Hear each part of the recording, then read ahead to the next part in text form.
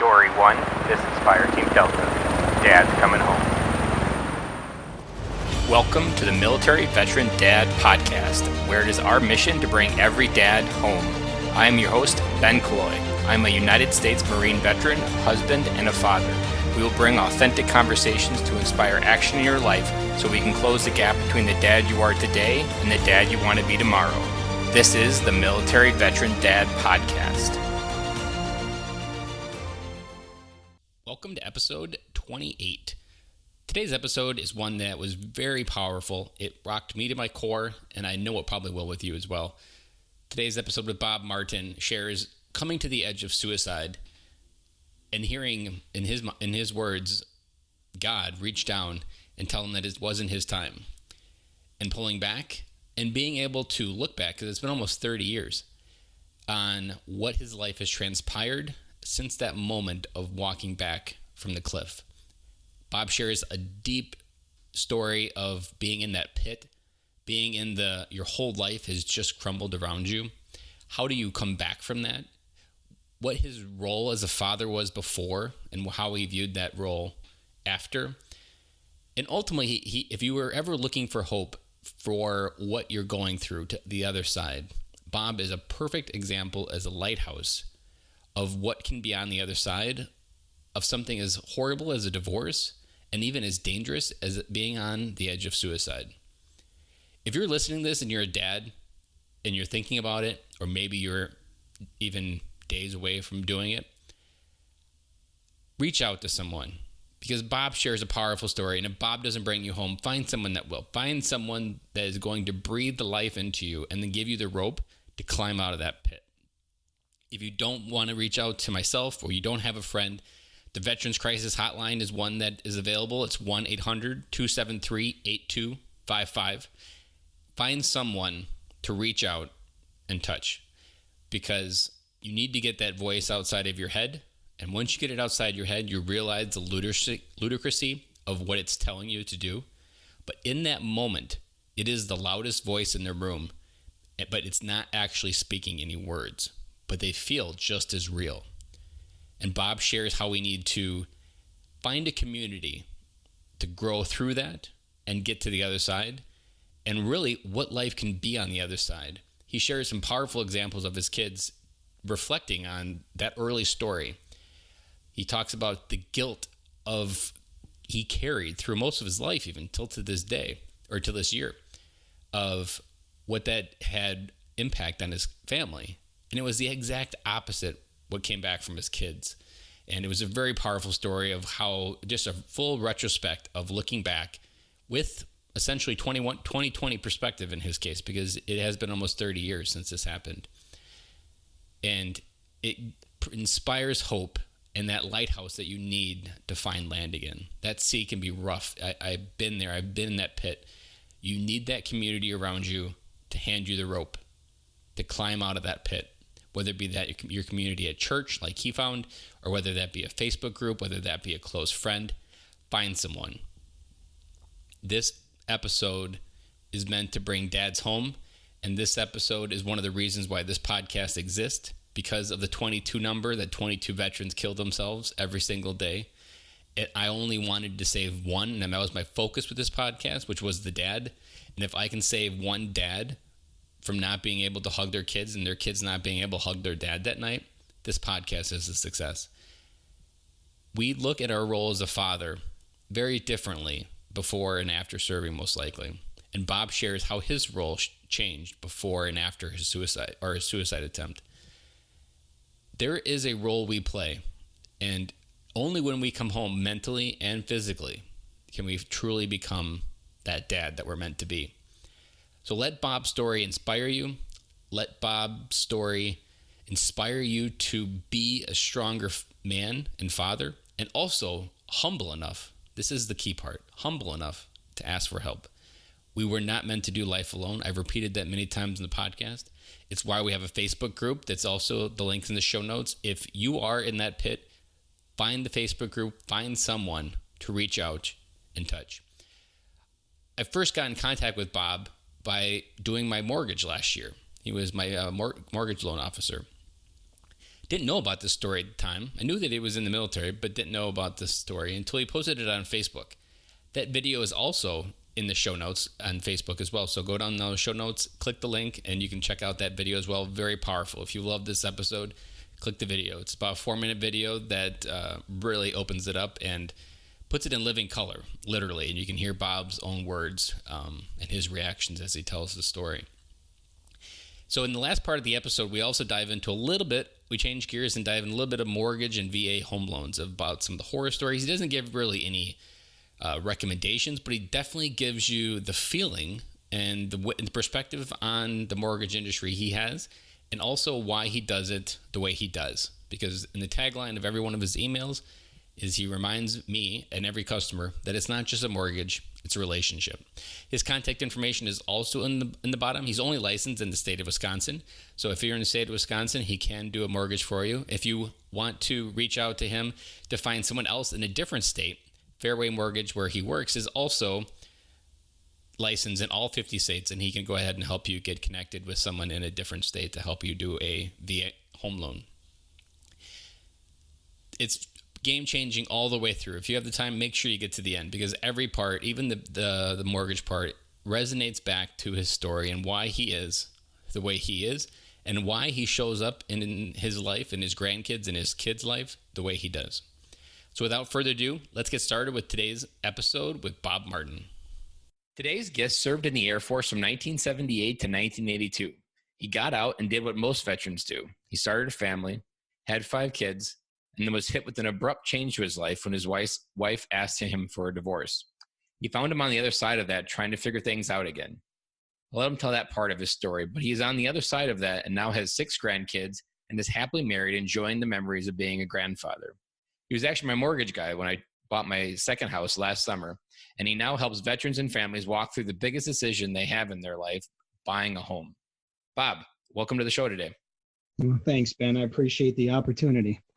Go ahead and describe what your life looks like having 6 grandkids, and go ahead and unpack a little bit of what that life was like after your divorce.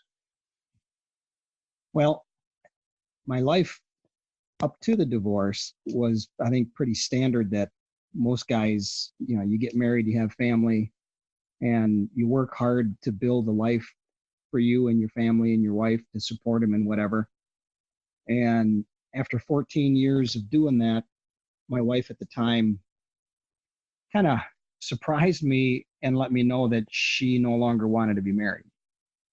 That was a really, really difficult thing for me to hear, because working my whole life up to that point, we were just getting to the point where my youngest daughter would have started kindergarten in that fall. And so I was thinking, here we'd made it. I was 29 years old. I had 5 kids, or at one point in time, I was 29 years old. I had 5 kids. This is now I'm 34 with 5 kids. And I'm thinking, we finally made it. We made it through the hard part. And from here on out, it should be easier than what it was up to that point. So I kind of looked at things like, man, everything I've worked for, everything I've struggled for, everything I've tried to put together is just falling apart. I had no idea how in the world I was ever going to make enough money to support 2 families. I mean, we barely had enough to support 1, and now we're going to be supporting 2. But one of the biggest concerns that I had was, how often am I going to get to see my kids? Granted, I worked a lot, and so I didn't get to see them all that much because I was at work, but I always came home to them at night, and I could tuck them into bed, or kiss them if they were already in bed, or see them in the morning when they got up. And now I'm thinking, my gosh, I'm not going to get to see my kids hardly at all. I just figured my life as I knew it was over. And at one point in time, after a rather heated argument with my wife, I just stood up and I looked at her, and she had said something about not caring. And I said to her, fine, then don't care. And I walked up to our bedroom and I grabbed a 12 gauge shotgun that my dad had given me for my 12th birthday. And I grabbed 2 shells because I wanted to make sure that if I wussed out on the first one, that I had a backup. And I got in my car and I was going to drive out to a field behind a friend's house I was staying at. And that was going to be the end of it. I figured everybody would just be a lot better off if I wasn't around. So driving down the road, and as I'm driving, I all of a sudden hear, I mean, I didn't hear anything audibly, but in my head, I very distinctly heard, "You can't do this." I mean, to the point where it kind of freaked me out. I literally stopped my car in the middle of the road. Then I pulled over to the side of the road and was just thinking to myself, going, wow, I really can't do this. And so I turned my car around, took the gun back to my house, gave it to my future ex-wife, and said, "Here, put this somewhere where I can't find it," and drove away. And that was really what I mean, looking back, I refer to that as my 2x4 in the head moment, because up to that point, I thought it was just, I had to do this all on my own. I got to that point and it was like, nope, I can't do this. So from that point forward, I took a different direction with my life. Up to that point, it was, church was something that I went to on Sunday, and the rest of the week was, I had to pound out an existence and make a living and take care of everything. After that, I started being more active with my faith, started reading the Bible. Church was a little bit more than just a Sunday thing. I actually started to get involved and started to put my faith more into my life than just on a Sunday. And from there on out, I mean, I'm not going to say that the rest of my divorce was easy, but it was easier. I went through quite a few things in the divorce, even after that, that were very, very difficult. But I met a woman after my divorce, or I should say, I met her actually during my divorce. My divorce took almost 2 years to get done. And we've been married now for 22, going on 23 years. And she has a daughter. So together we have 6 children. And I now have 6 grandchildren. So, and my life has turned out better now than I could have ever imagined. If someone would offer me the opportunity to go back and change what happened, not that I would wish divorce on anybody. I actually would wish that I would have figured this out without having to go through the divorce. But if the option was to just not go through the divorce or not figure it out, I would have to go through the divorce to figure it out, because it just changes how you live and how you look at things. And I couldn't imagine going back even if I had the opportunity. So I remember when you shared this story in a video on Facebook, and that's what inspired me to ask you to come on the podcast. And it hit me like a bag of bricks that I've known to call you a friend last year during the process of getting a mortgage. And then hearing this backstory was just incredible. Before the moment leading up to the divorce and even the moment where you started driving off, did you have close friends where you were talking about what was going on in your life? Or was it a conversation in your head only? I have friends, or had friends. I still have friends. I, at the time, didn't have anybody that I would really, that I considered really close, that I would sit and talk with about this. I had a friend who was letting me stay at his house, and he was probably the closest friend I would have had at the time. And he knew what was going on only because obviously I was staying at his house. This was just something that, going through a divorce, I didn't get married to get a divorce. I never thought I would get a divorce. At 5 kids, I mean, you were recommitting each time that this is going to work out in the end. Well, it was odd because we had just had a conversation. This happened, the divorce.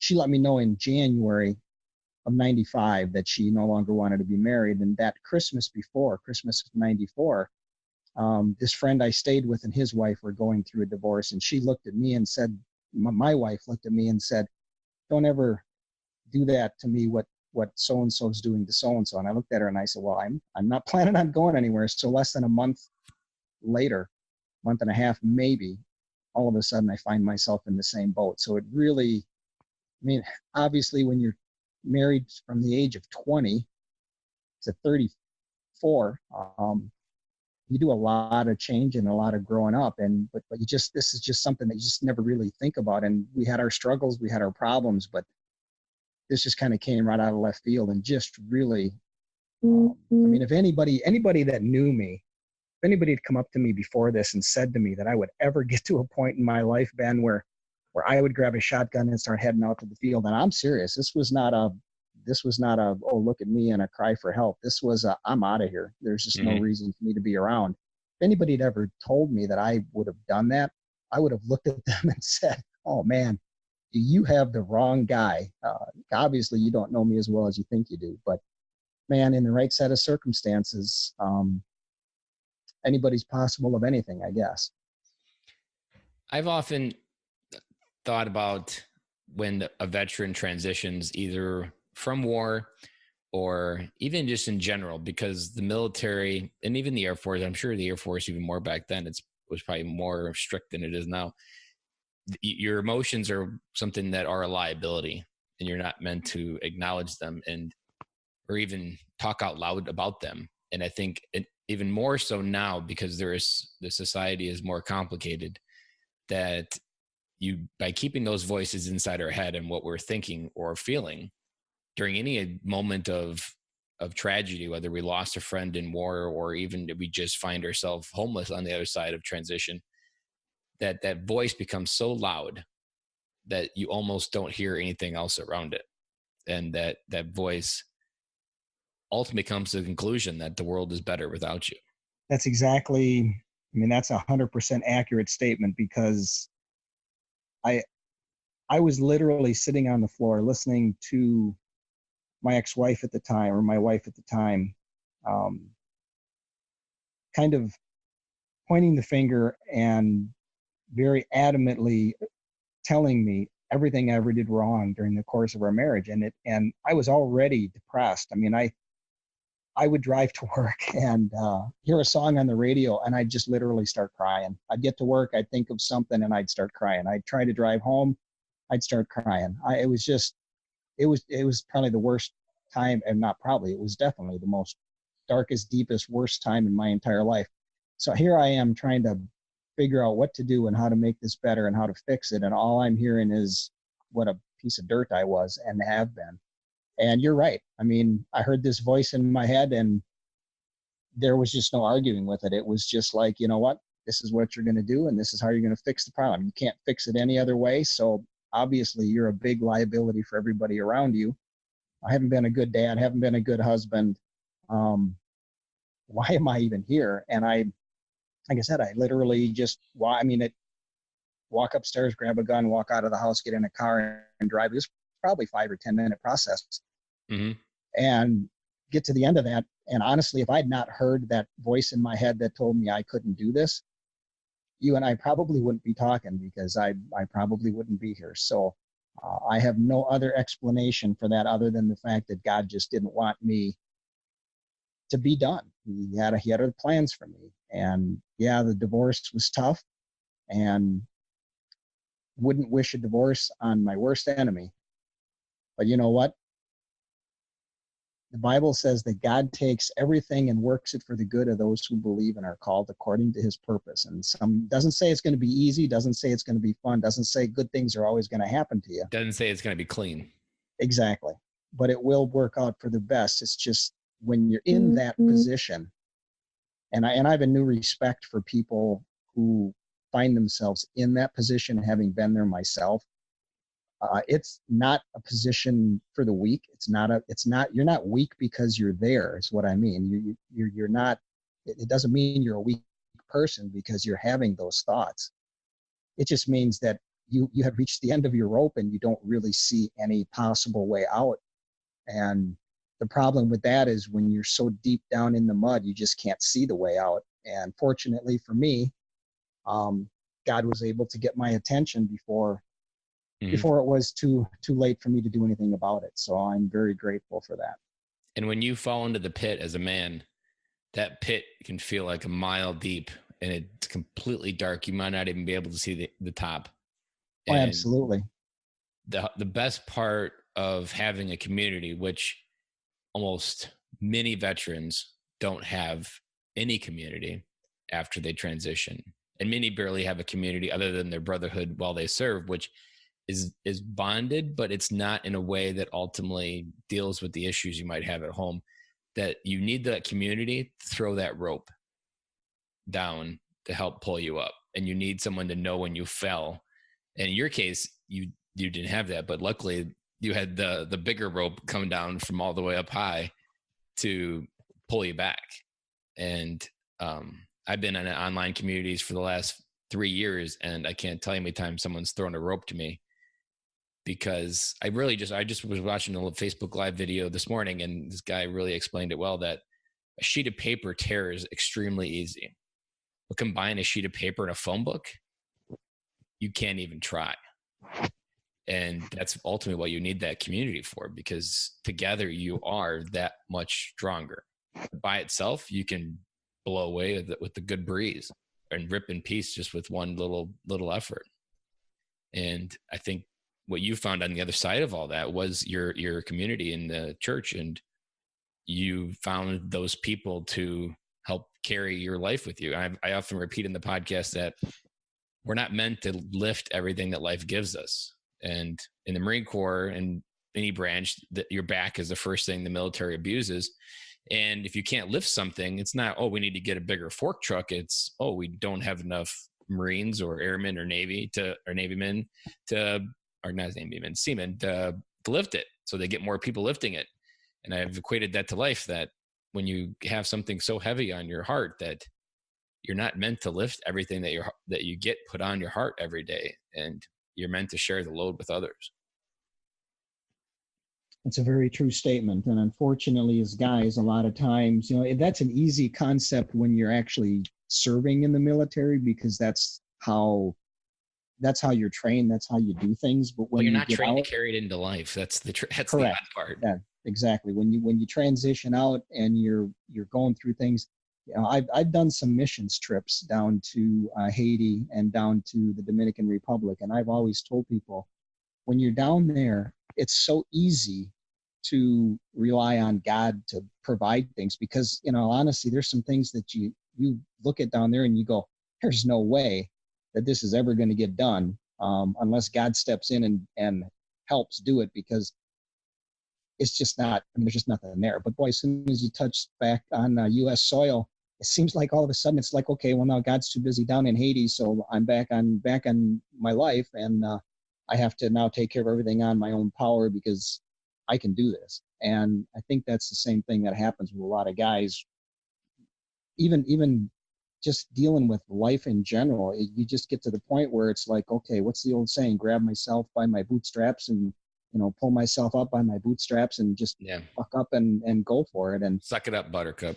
Exactly right. And it's just not easy to do. And I know when I was going through the divorce, it was such a huge sense of failure.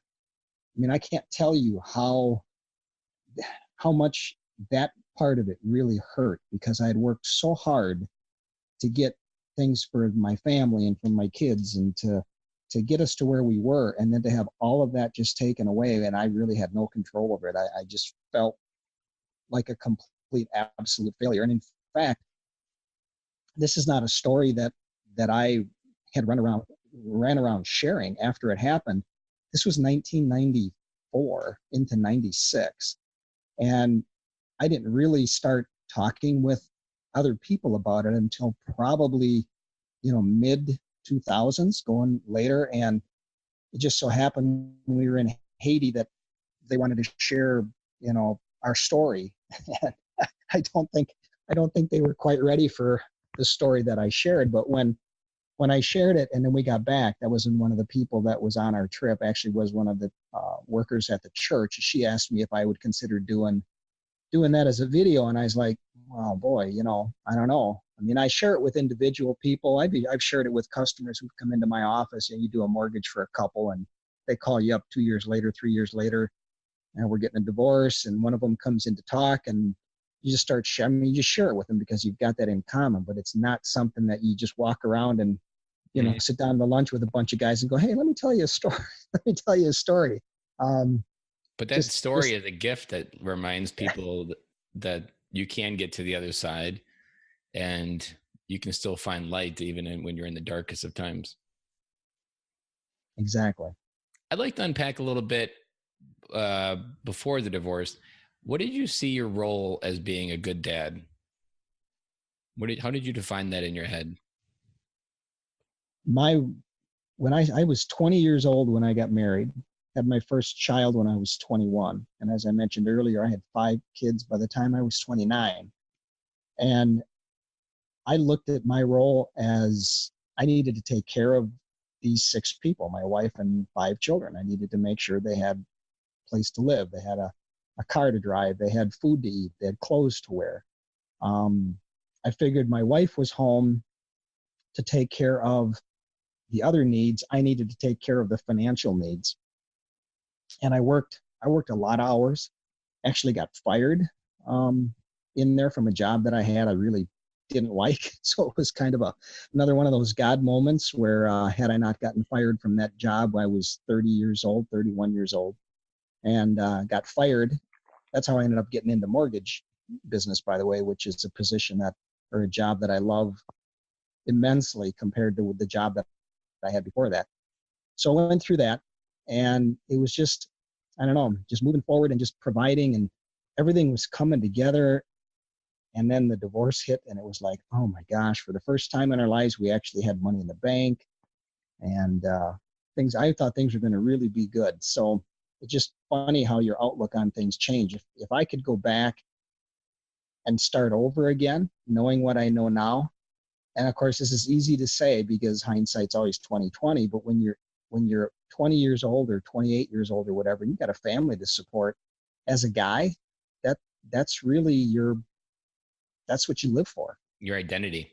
Exactly. But I also understand now that time at home is important too. And maybe had I not worked quite as many hours, maybe they wouldn't have had quite as many new clothes or whatever. Maybe we could have not had 2 cars. I had a company car and we had a different car.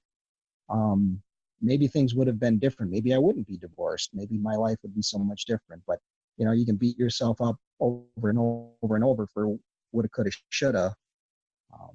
All I know is that I didn't quite do it the way that it probably should have been done. But in the end, outside of the divorce, my kids, I have an absolutely awesome relationship with all of my children. I've got a wife that we have a really good relationship. I have a stepdaughter who I'm basically her father. I'm basically her dad. She has 5 brothers and sisters that they all get along just impeccably. When they're all together, there are some people that don't even know that they're not blood relatives because they're just that close. So I think about all of that and how none of that would have happened had I not gone through the divorce. And even my kids will tell me, Dad, I don't know that I would go back either, because Mary, my current wife, has been such a blessing to my life. She's been a second mom, and they're very, very, very close. So I think that says a lot. What do you see, or on the other side of that divorce, how would you have defined your newfound purpose as a father?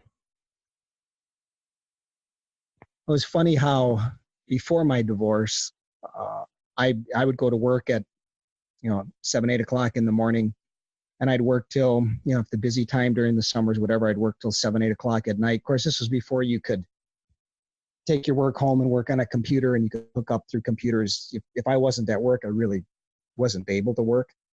Mm-hmm. But I could put in a 12, 14-hour day and not really think too much about it. After the divorce, when I've got my kids, ultimately I ended up having them 50-50. So I would have them maybe Wednesday, Thursday, Friday. So I would find myself arranging my schedule so that I could be home and pick them up from school or do whatever. Now, had I done that prior, or had I arranged my schedule prior, had anybody asked me to do it prior to the divorce, I would have said, I can't do that. I have to be at the office because people want to come in and talk about their loans. They want to apply for mortgages, and they want to do that at 4 or 5 o'clock in the afternoon. So prior to the divorce, I would ask people, when do you want to come in? And I'd let them say, well, okay, I want to come in at 5 or 6 or 6:30. After the divorce, or during the divorce, when I had to be home with my kids, I would find myself saying, well, I've got an appointment available at 3 o'clock, or I've got one at 2 o'clock, or I've got one at 11 o'clock in the morning. Which one works best for you? Rather than giving them the option, I gave them a choice. And I think that was the difference. Is my mindset was, I need to not only work, but I also have to be home, because I need to be there with my kids. And for a couple years, 2, 3 years after the divorce, I wasn't married. So I had to be there. After I got married, my mindset was, well, I don't want my new wife feeling like, now that I'm married, now I'm going to be gone for 14 hours again and she's got to watch my kids, because that wasn't the point. The Mm-hmm. point of having my kids was for me to be there and to be a father and to spend time with them and hang out with them. And so it just meant I had to change how I thought about things to make sure that I could do that. And I can imagine even through all of that divorce, you probably saw yourself as a failure in the eyes of your kids, but probably now looking back, your kids would probably give you the advice that, like, Dad, you probably never stopped being our hero, even through it all. Well, it's funny that you should ask that, because that sense of feeling like a failure and how that might have impacted my kids was something that even up until last summer was something that I still was feeling. And my youngest daughter and I had a conversation one day, and I said to her, I said, I'm really sorry that you had to grow up in a broken family. And she goes, broken family? I mean, she was 5 years old when the divorce started, going on 6. And she goes, Dad, she says, I don't look at my family as a broken family. I look at my family as a blended family. I've got Mary as a second mom, and I've got a younger sister that I would have never had you not gone through that. She says, I don't think my life was bad at all. So I don't know what you're talking about. And it kind of hit me when I had that conversation with her. Here I'm carrying around some of this guilt. Yeah, exactly. And my kids looked at it completely different. And that was really a game changer for me, in how I thought about things. I mean, you still feel like, geez, I wonder what would have happened had still play the what if happened. game. But yeah, but talking to them, it just doesn't seem like it's been. It seemed like it's been more of a factor for me in that regard than it has been for them. So I need to let that go. And she gave you a very big gift there to give you permission to let it go. Absolutely. Watch the Frozen movie and sing the song. Yes, indeed. Find a grandchild that loves it. That's I think. Well, they all like it anyway. We have that movie, so yeah. Through all of that, that judging of yourself, that feeling of not being a good dad, there's part of what I think that veterans get stuck in, and every dad, whether he's a veteran or not, and that's our legacy. And that despite our own shortcomings, our legacy is our kids. They are the best chance we have to make an impact far beyond the reaches of what we have for time on this earth. And generally, they will always go light years further than we think they will. And they will always look at us in a greater, almost like Superman, or in a taller fashion. We will always be taller to them than we are in real life, despite however we frame it in our head. And that's a very true statement. And it's I mean, the other part that I like about your story is that you had a lot of, let's call it manure added onto your life. And I've always liked to explain that when you want something to grow really well, you often have to have manure, and flowers can grow from that flower bed. And no matter what happens in your life, a flower can grow from what is the biggest steaming pile of manure, and a flower can grow on the top of it that is the most beautiful flower that you've ever seen. And you often need that on top of a garden to make something grow from it.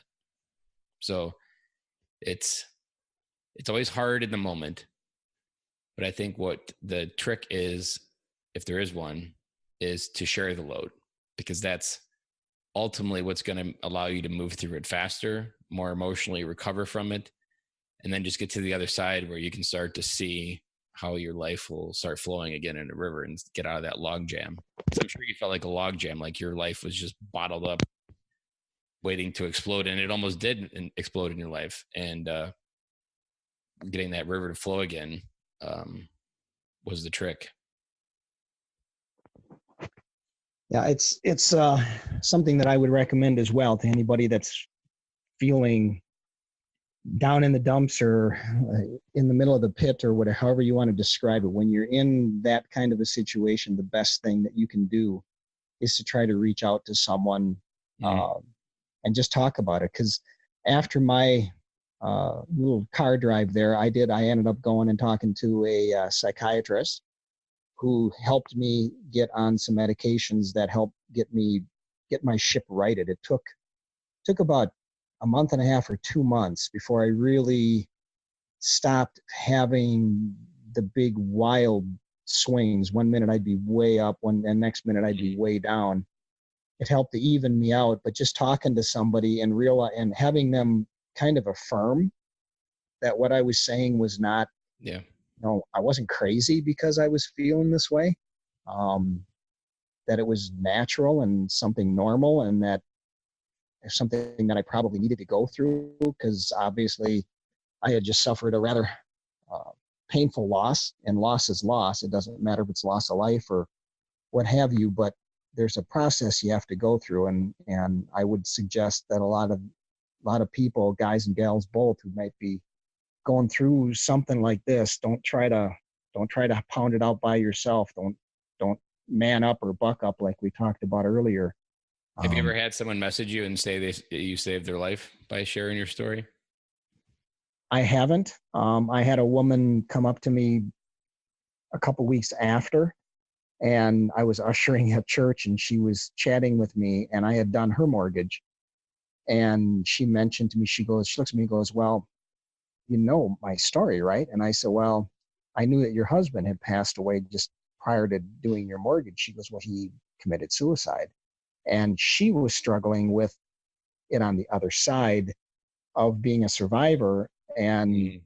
having to deal with that and trying to struggle with that and whatever. So her and I ended up having a rather nice conversation. She was obviously very emotional, but she gave me a big hug and said, well, thank you, because hearing my story and seeing it helped her get going in a direction. Because she says, this has been like, I think 2 or 3 years. She says, I just can't get over this.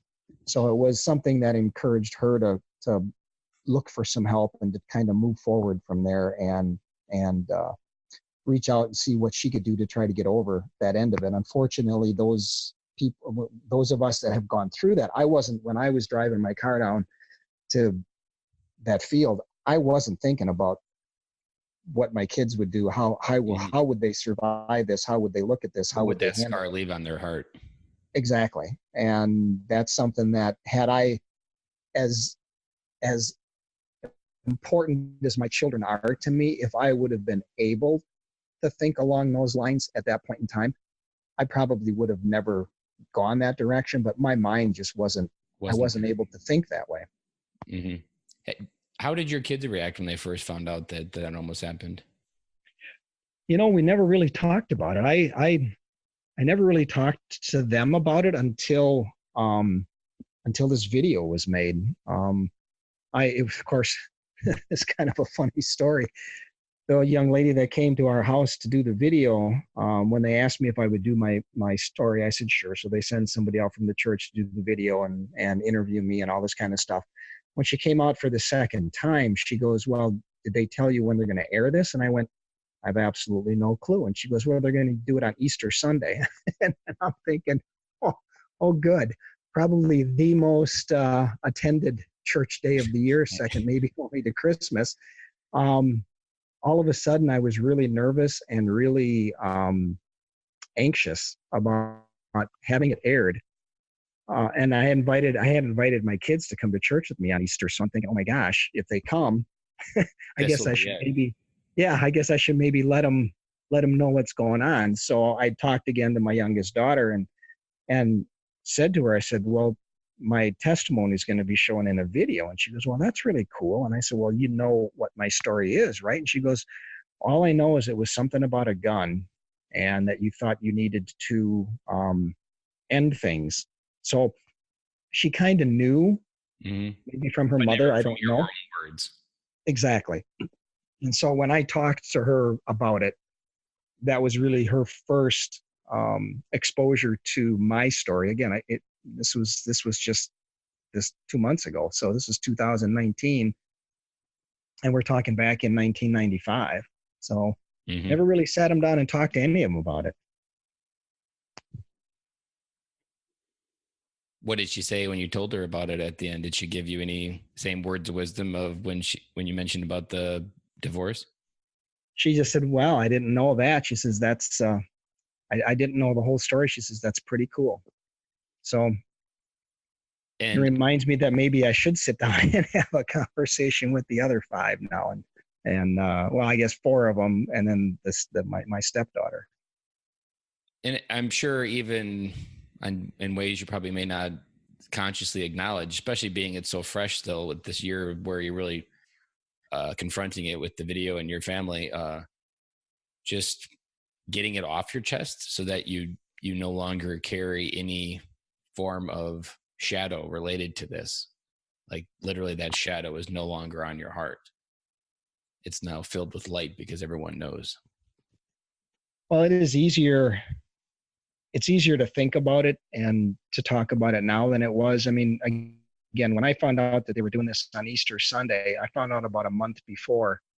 That month, I mean, my wife will tell you, and the people in our life group will tell you that I was very, very, very uncomfortable, and I almost think, and this is a strange thought for me to have, but I don't know where else to go with this. I honestly think that video being shown on Sunday, I'm sure there were some people who were in attendance that it made probably a huge difference in their life. And I'm thinking that Satan probably did not really want that video shown. And he was, I think, attacking me and making me so uncomfortable. I mean, I could have called the church at any point in time and said, you know what, I'm not really comfortable. I don't want that to play. But I didn't do that. And as soon as I walked out of church on Easter Sunday, I got there, I ushered at the 9:00 service, and I went to the 10:30 service. So I really was there for 2 services, walking in to usher at the 7:30 people were just leaving, and some of them are walking by you, and all of a sudden they do that kind of a double look like, oh, you're that guy. that was really, that was really uncomfortable. But when I walked out of there after the second service that we attended, that feeling of anxiety, that feeling of just angst, haven't had that problem since. So anxiety comes from the lack of control. And I can imagine, I've really equated fear in my head, unless you're really going to die from whatever is going to kill, whatever you're fearful of. It's a lot of it's tied to just our caveman brain that 3,000 years ago that kept you safe from lions, tigers, and bears. But now anytime your brain senses an emotional state change that has become comfortable to, it literally turns on the fear mechanism to try to hide what's ever potentially going to happen because it likes where it's at. It's very comfortable at being where it's at. And I have a colloism that I often repeat in the podcast. And essentially one of the reasons why I have a podcast now is the more something scares me, the more something's amazing on the other side. So literally this fear that you walked through head first, just going through, you gave the world the gift of going first and then gave everyone permission that anyone thinking in that same way just makes them wake up almost. It's like an awakening for many people. It's like tapping them on the shoulder and saying, hey, it's time to come home. Well, when you and I were talking before this, I mentioned that I had a customer of mine who, as they're in church on Easter Sunday at the 9:00 service when I'm ushering, as the video's playing, his wife leans over and whispers to him, "That's you. That's your story." And about 3 minutes after that, she leans over and goes, "That's Bob. That's our mortgage guy." So as they walk out, I'm ushering. He comes over, he shakes my hand, and he says, "Thank you for sharing that." He says, "I really would like to sit down with you and share my story with you. We have a real similar story." And so you're right. It gave him permission. I don't know. I didn't ask him specifically, but it didn't sound like he had really talked with anybody about that up to the point where him and I sat down in my office and had a conversation. So, yeah, I mean, if what I did helps someone to be able to talk about their situation, then as far as I'm concerned, this was something well worth putting together. And I was thinking, I like lighthouses analogies, and in a lot of ways, if a dad is out there in the sea of life, no longer able to see land, your story in some ways is that lighthouse telling them, I'm on land right now. Keep following me through whatever you're going through, and you'll get to land and get to where you need to go. Because that is your story is that beacon of light that in such a dark time, you're the guy that shines a light in someone's life that they can't see where to go. Well, if it helps one person, our CEO, that's one of the things that he sends out little tweets and little things, very Christian oriented, and he'll send out a tweet or whatever, an email, and just say, if it helps one person, then he'll throw this thing on there. And that's really true. I mean, because if my story helps one person and that person then helps another person, eventually you've got a whole bunch of people helping a whole bunch of people. It's the ripple effect in a pond. Better, exactly. The ripples just keep going and going, and once the story just starts rippling, you almost have no control over what you going first has done. Has anyone almost or tried to inspire you to write a book about it? No, nope. I haven't had that experience. No book deals yet? No. No, I think it might be a 3-page book, but I would think it'd be more than the 3 pages. There was a book I read early in my dad's journey. It was called The Dadly Book of Open by Jason McKenzie. And his wife ended up killing herself. She was just not mentally sane. And they got divorced, and she ended up killing herself. And she was telling this, he tells a story the morning that his daughters came downstairs, and he had to tell them that your mom's no longer with us. That story was almost 200 pages of the lessons he learned that vulnerability taught him. And he often will repeat, if you hear him ever speak, that going first is often the best gift you can give the world, because so many people are just waiting for someone else to go first. And whatever you have on your heart, that story can be the one that makes someone wake up, even if it's not as hard as your story. Even something as simple as friendship can be something that realizes that, like, you know what, I wish I had more friends in my life. Maybe this is something I can do as well. Well, we'll have to take that under advisement. I don't see a book deal in the future, but one never knows. You don't have to have a book deal to self-publish on Amazon. That's true. I wrote, all you need is a PDF and a login to Amazon, and you can start posting it there, and you get the profits, and directly, you don't actually have to worry about Amazon gets some portion, and you can even pick a charity that you would like to donate those profits to, and let your story give permission for others to tell theirs. There you go. Maybe let's switch gears just a little bit, because I'd like to take advantage of some of your wisdom of being a mortgage officer, but then also really enjoying doing VA loans, which is something that's a hot mess kind of, because everybody and their mother thinks they can try to make a dime doing VA loans. And as we've joked a few times of all the random mail you get about your VA loan once you sign up for yours, I'd like to maybe have you share, like, if there was 4 to 5 different things that you wish every veteran knew before they enter a VA loan, to go eyes wide open. And I'm reminded every time you email me and every piece of mail you send me that your philosophy for business is it's not just a mortgage, it's a relationship, and that your best interests are not always on the other side with the person you're dealing with, based on some of the horror stories you've told me as well. Well, for me, the business that I'm in, I mean, just being honest, anybody can do a mortgage. I mean, you don't have to be a genius to throw some numbers on a piece of paper, use a computer underwriting system. I mean, look, all they're doing is allowing people to have direct access to the Fannie Mae or Freddie Mac underwriting system. And then you plug your own information in. Based on the information that you plug into it, the system's going to generate a pre-approval. But the problem is if the information you put in is not accurate, I mean, most people don't understand, because you don't do it often, you don't understand what information you can and can't use. I have people, I mean, we have online applications that we use for our system as well. So I encourage people to go online and get their application started, only because it saves us some time either face to face or on the phone.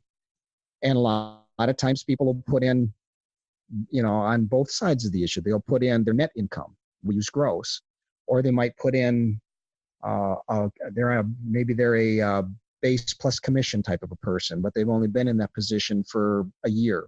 So they'll put in what they anticipate their commission to be going forward. Well, those are numbers that in some cases you can't use those numbers, or you're going to get you're going to get an erroneous approval. So unfortunately, the industry is moving away from having individual loan officers, and they're going to a service called a call center. And I actually had my first person ever ask me this question in October last year. I had a lady call me up, and she asked me how I process my applications. And in almost 30 years of doing this, I've never been asked that question. And I even said to her, I said, "I'm sorry, I don't understand your question. What exactly are you trying to figure out?" And she goes, "Well, I had started this process last fall with another lender and ended up not buying a home. But every time I would call in, the one time I got somebody in California, the next time I called in, I got somebody in Illinois, then I got somebody in Pennsylvania. They never knew who I was. They never knew what was going on my file. And they even confused me with another customer and sent me somebody else's paperwork." She says, "So I'm just wondering, how do you process your loan?" And I said, "Okay, well, now I understand. Basically, I do my own processing. We have a processing staff at Fairway, and we can use them. But I'm the only one who contacts any of my customers. If a customer calls in and has a question, they shoot me an email. They get a call back from me, or they get an email from me." And to me, having grown up in the business since 1991, I mean, that's just how I do things. To me, that personal service is what sets me apart from pretty much anybody else in the business. So you mentioned my tagline. It's a relationship, not just a mortgage, because to me, that's what this is. I take granted, I get paid for what I do. I mean, I'm happy to let everybody know that I don't do what I do for free. But if all I did was work because I got paid, my job would not be what it is to me. I have people that I consider friends that I do business with. And it's really important to me to have that relationship from the standpoint of most people don't buy a house every year. They don't buy a house every 3 years, every 4 years. So it's something that you're doing that you're not very comfortable doing anyway. And if you don't have a relationship with the person that you're working with on that transaction, then it makes that transaction much more difficult, much more challenging to go through, and could cause you some sleepless nights and some anxiety because, man, I just don't understand this. I don't know what's going on. You don't have trust even. Right, exactly. Them with the biggest decision, and you're hoping they ask you all the questions you need to know, but I remember typically one question I always ask people, I'm like, it doesn't even matter what I'm doing. I'm always like, what questions am I not asking that other people ask?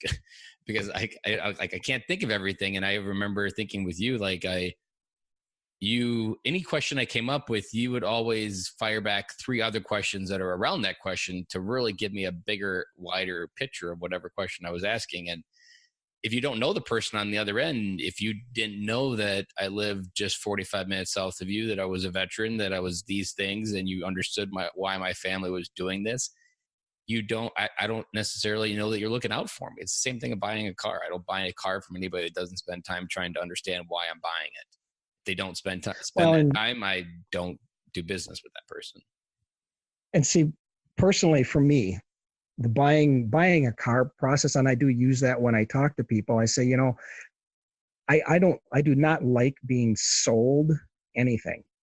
I don't mind somebody helping me buy something, but I hate that feeling like I'm being sold something. And unfortunately, in the car business, a lot of times that's how you feel, is that you're just being sold something. They're not really there to help you buy what you need and what you want to do. And that's how I look at my job. My job is not to sit there and convince you to buy a home and convince you to do this kind of a mortgage or convince you to do that or whatever. My job is to give you the information, and try to keep it on a level that you can comprehend so that you can make a decision.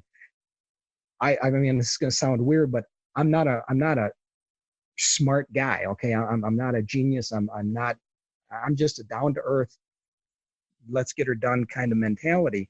So when I have conversations with people, I try to explain things in a way that hopefully they can understand. And if they don't, then I'll go back through it again. But I want, ultimately, when my customer leaves my office, the last thing that I want them worried about when they're out there looking at a home is their financing. If they're out there worried about their financing when they're supposed to be looking at a home, then I don't think I've done my job very well. Mm-hmm. And I often, like, people in the LinkedIn community, they'll always use words like B2B businesses, B2C. And even in my podcasting, I've really said, I'm not in a B2C business category. I'm in a people to people category. Like, I feel like that's the next, even though it's 30 years old, but with the amount of social media and disconnection of human interaction, that anytime you have something that builds upon people to people, human to human connections, without the words really business involved, you really know that you're in something special and that you can build something safe around it. Well, it just, it's the whole service part of what I do is what's important. Unfortunately, there's a lot of people that do what I do that do it and they don't really, it's not about taking care of someone else's needs. It's about taking care of their own needs. And for me, that I could not work with a customer if I was working with them only because it was good for me. It's got to be good for them. In fact, it really should be. The important thing is that it's good for them. If it's not good for them, but it's only good for me, then we're doing the wrong thing. And sometimes I catch a lot of flack for that. I try to meet with as many of my customers as I can face to face, because for me, I think that's crucial. I can't look in your eyes over the phone. I can't see if you've got that deer in the headlight look, or if you've really got and not that you have to walk out of my office and be able to explain everything we just went over to somebody else. That's not just you to calibrate, even just correct, to match with the energy that they're projecting. I just want to make sure that you understand it and that you've got it, not that you can explain it to 6 or 7 different people, because that's what's ultimately the most important thing. It's just so key to me to be able to do that. And plus, how can I have a relationship? I mean, how do you have a relationship with someone that you've never met? That doesn't work too well. At least I don't think so. Do you believe when you're a veteran looking for a VA loan, the category of finding the right mortgage officer is even more important, and then the VA part will fall in line? Or do you find that the VA part still can be a little bit of an issue when you're trying to find the right mortgage lender, even if you have the right person selling it? Well, unfortunately, in the real estate industry as a whole, in a lot of cases, if a veteran makes an offer and they have their offer contingent on VA financing, at least here in the Wisconsin, south central Wisconsin market, they're getting multiple offers on homes, 3, 4, 5, 6, 7, 8 different offers. And a lot of times, if there's a VA offer in the mix, it automatically gets put to the bottom of the stack, simply because VA loans are different loans. Mm-hmm. Just like FHA is a different loan. And, I always use the analogy that I drive a Passat diesel. So if I took my Passat diesel to a guy that only works on gasoline engines, he could probably fix it. He could probably work on it. It might take him a little longer to get it done, but he'll probably get it done. Or maybe he won't, because he's not familiar with what's going on, and he might end up making it worse than it was. Well, VA loans and FHA loans and government loans in general are the same thing. They're not the same as a conventional loan. They've got their own little idiosyncrasies, and there are things that you have to do. It's not harder. It's not bad. It's not worse. It's not better. It's just different. It just is. And if you know what you're doing as a loan originator, if you know what you're doing on a VA loan, VA loans are honestly, they're one of the easier qualifying loans because of how the VA qualifies veterans. But when you put an offer out there and you've got a seller who maybe had or a real estate agent who maybe had a bad experience with a prior VA loan, well, that loan originator, if the deal falls apart, if you run into an issue, the first thing the loan originator is going to do is they're going to kind of like Adam, they're going to pass the blame.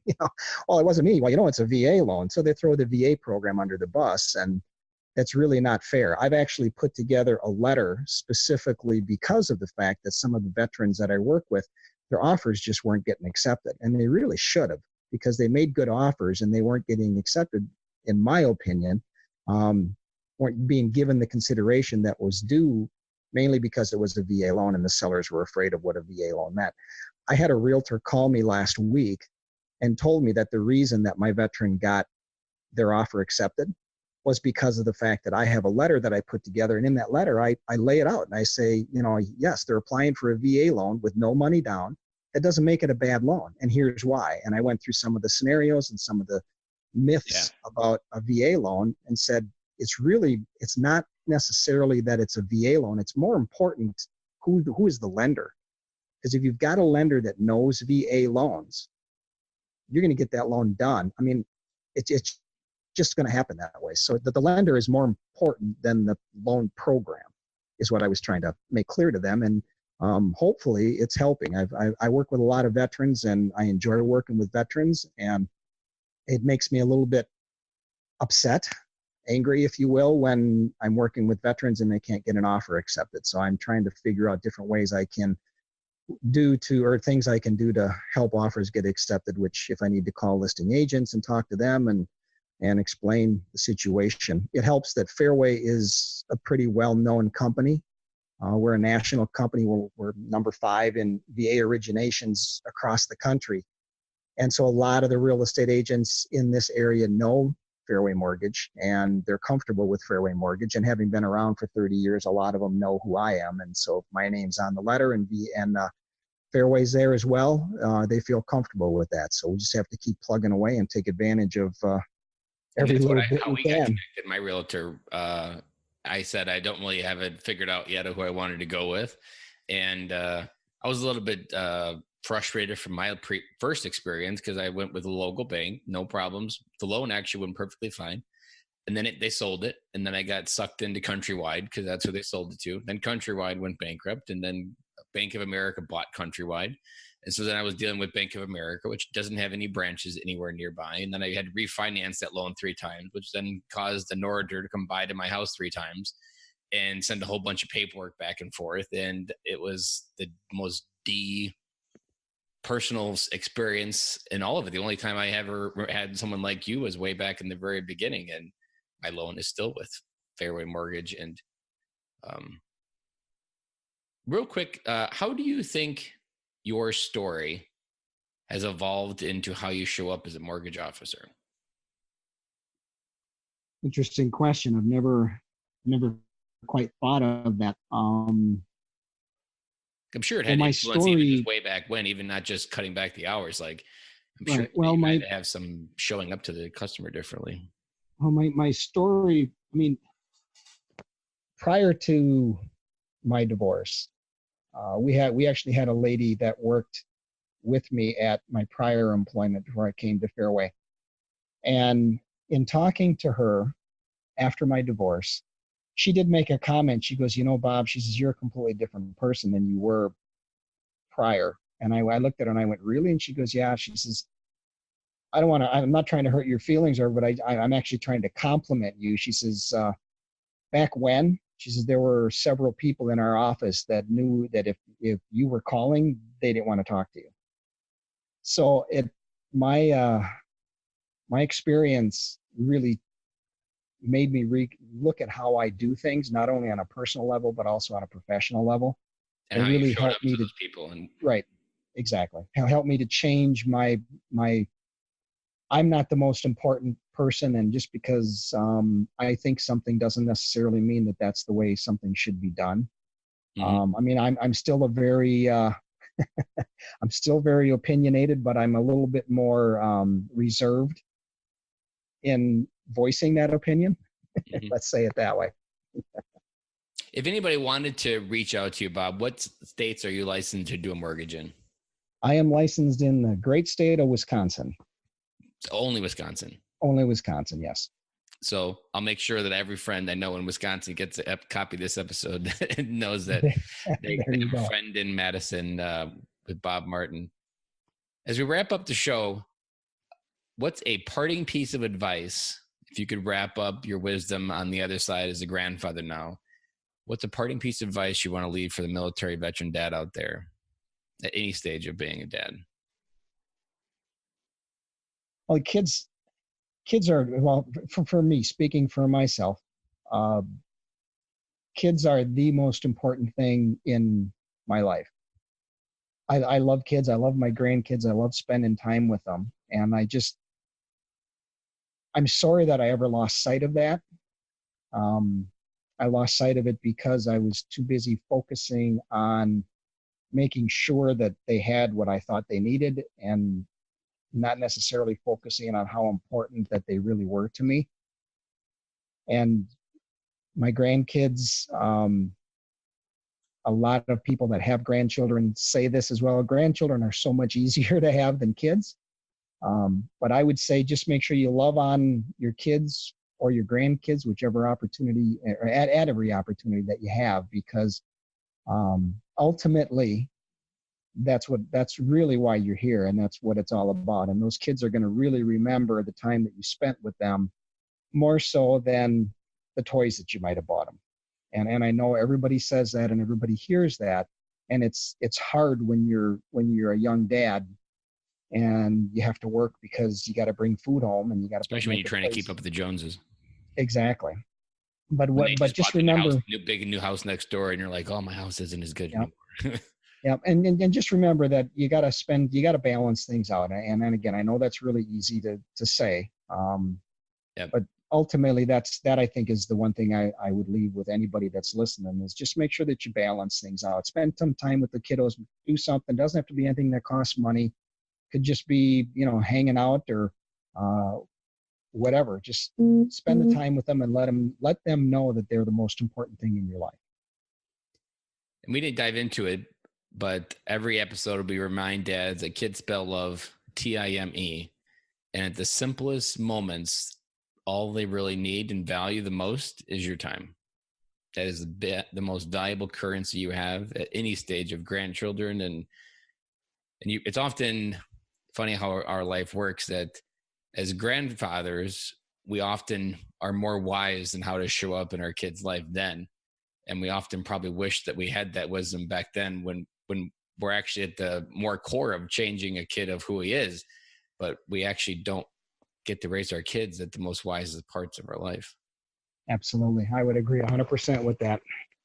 Well, Bob, I absolutely loved hearing your story today, and I'm really happy that you starved your fear and came on the podcast and broke the seal and did your first podcast interview.